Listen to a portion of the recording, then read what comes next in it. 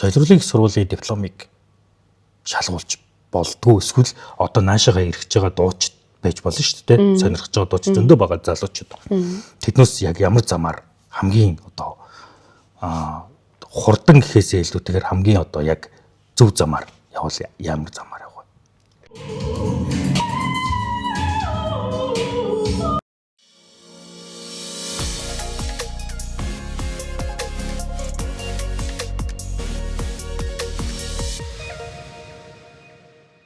Journalism сайт үзэгч та бүхэнд нэгэн ярилцлагыг яг одоо хүргэх гэж байна. Тэгэхээр манай ярилцлагын зочин бол холбооны бүгд найрамдах Герман улсын Mittelsachsen-ы төв театрын дуучин Мөнх Цэцэг байгаа. За сайн байна уу? Сайн байна уу? За өөрийгөө товч танилцуулаарай. За намайг Ган Төмрийн Мөнх Цэцэг гэдэг.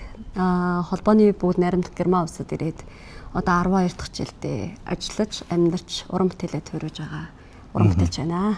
За бид тэр одоо яг Мөнх Цэцгийн ажлынх нь одоо гадаа явж байна те, яг харихын гудамжаар одоо ингээд тойроод танай театр байгаа те. Театр байгаа тий. Одоо ингээд театр маань аягүй их эртний түүхтэй дэлхийн хамгийн анхны театр гэдгээрээ бас алдартай. Одоо ийм их эртний театр байгаа. За одоо бид нар яг харах болно театрын маань эсрэг талд бас аягүй том Николаийн сүм нэртэй маш том сүм бий. Энд сүмдээ болохоор одоо яг шадар уран цэрэг одоо сонгодог мундаг бүтээл 14 удаагийн тоглолт энэ тавигдаад явж байна. За яг энэ ард харагдж байгаа сүмд одоо тавигдж байгаа юм байна те. Тийм ерөнхийдөө л орой болгон заримдаа нэг өнжөө тоглолттой байна. Тэгээ ерөнхийдөө айгуу шахуу програмтай. Нэлээд ажилтай. Тэгээд дундуур нь өглөөдөө пропцээ палиач тавигдах га 5 сард бас айгуу завгүй хөдөлмөрлөж байна уран бүтээлч. За үнэхээр одоо энэ театртаа хэр удаан ажиллаж байлаа? Би 2018 оноос ахуулаад ер нь театрын уран бүтээлчээр ажиллаж байна. За 18 онд бол ер нь хамгийн анхны уран бүтээл маань юун дээр усан дээр тийм задгай тайз ус байдаг юм манайд. Зуны уран бүтээл бол тэнд тавигддаг. Тэгээд маш олон үзэгчдийг одоо татаж чаддаг. Үнэхээр гайхамшигтай.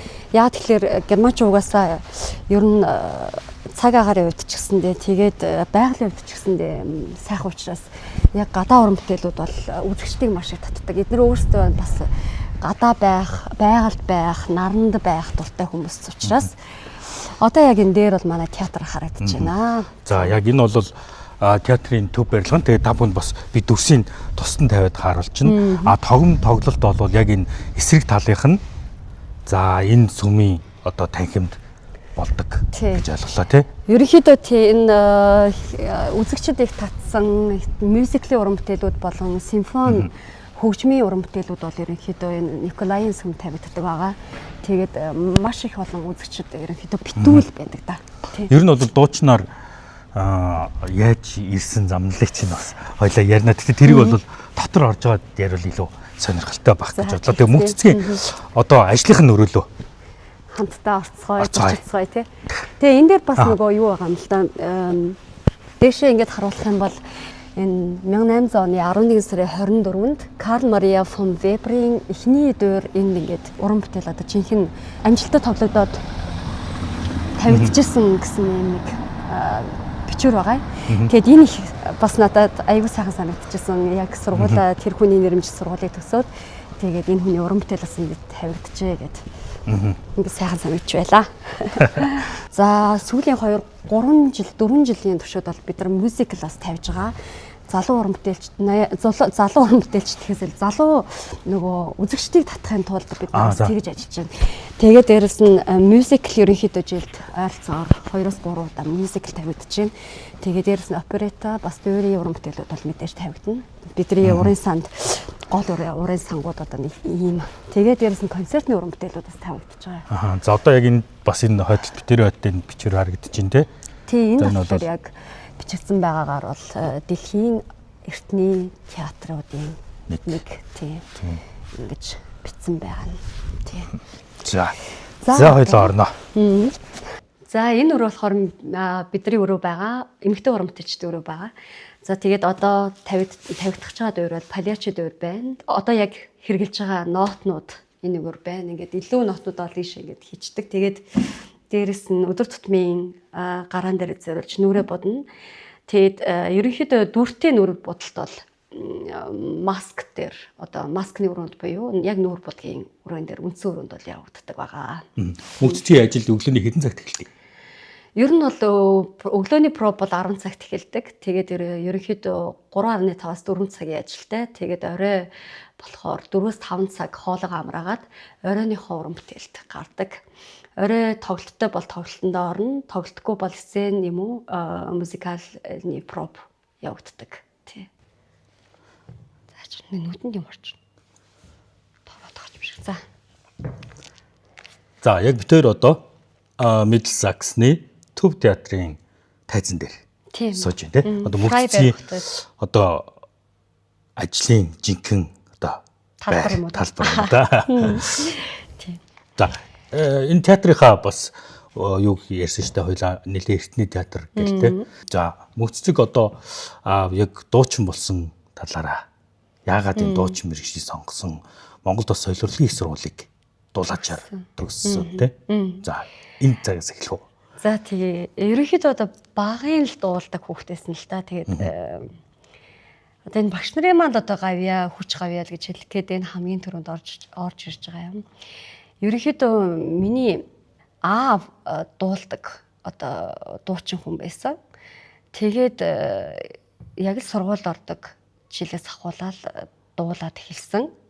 Тэр бол одоо миний багшийн намайг гаргаж ирсэн тий одоо энэ дуулдаг хүн байна гэж нөгөө хүүхэд байна гэж тоож үзсэн их гавья юм уу багшийн гавья юм уу багшийн гэдгээ бас тодтоход одоо хин гэж багш уу шин цэцэг гэдэг манай Дорногов аймгийн 70 жаргалын сумын дуугчмын багш байгаа. За тэгээд одоо дуулах хүсэлт тэмүүлэлтэд хөтлөгдөөл ерөнхийдөө 10 жил дуулаад тэгээд соёл урлагийн их сургуульд Монгол Улсын Хөдөлмөрийн Баатар ардын жүжигчин Хөдөлмөрийн Баатар аюур заны долгор өгч дээрээ оюутан болж элсэж ороод тэгээд 4 жил 5 жил сайхаас оролцоод тэгээд сүүлийн 3 дугаар курсын оюутан байхдаа бас надад маш гоё алтан боломж олцсон.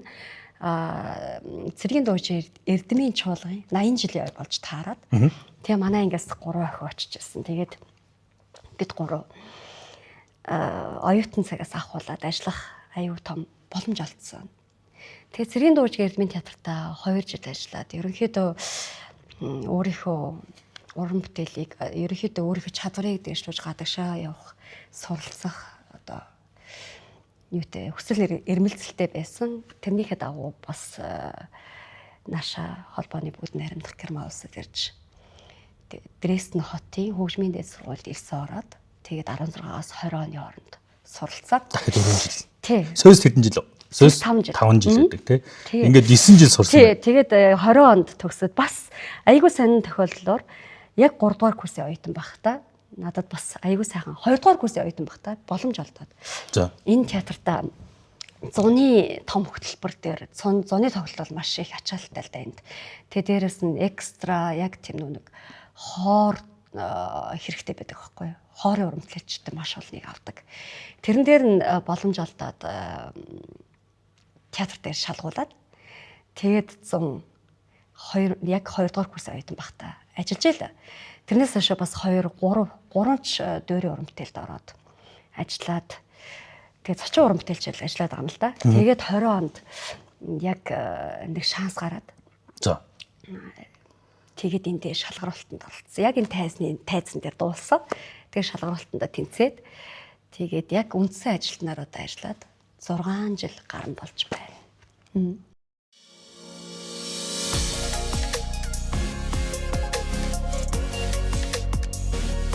Яг энэ гадны театрт, Германы театрт дуучнаар ажиллана гэдэг маань голцоо ямар хэлээр дуулах уу, герман хэлээр дуулах уу, англиар дуулах уу, тэр тухайн тавьж байгаа одоо дүр, тэр дүрийнхээ одоо хэлээр нь дуулах уу?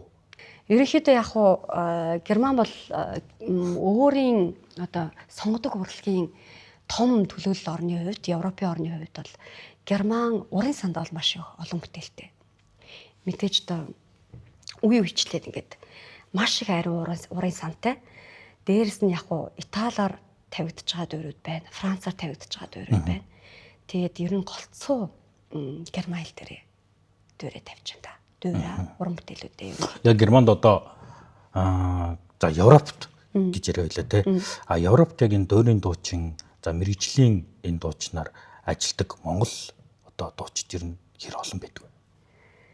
За бид нар ч өөрсдөө нөгөө их олон биш учраас бас мэдээж таньгүй ах уу одоо том нэрд гарч байгаа уран бүтээлч баритонууд бол байгаа шүү дээ. Дээрээс нь бас миний одоогийн 5-6 жил 5 дахь жилдээ намайг өдий зэрэгтэй ингээд явуулж байгаа.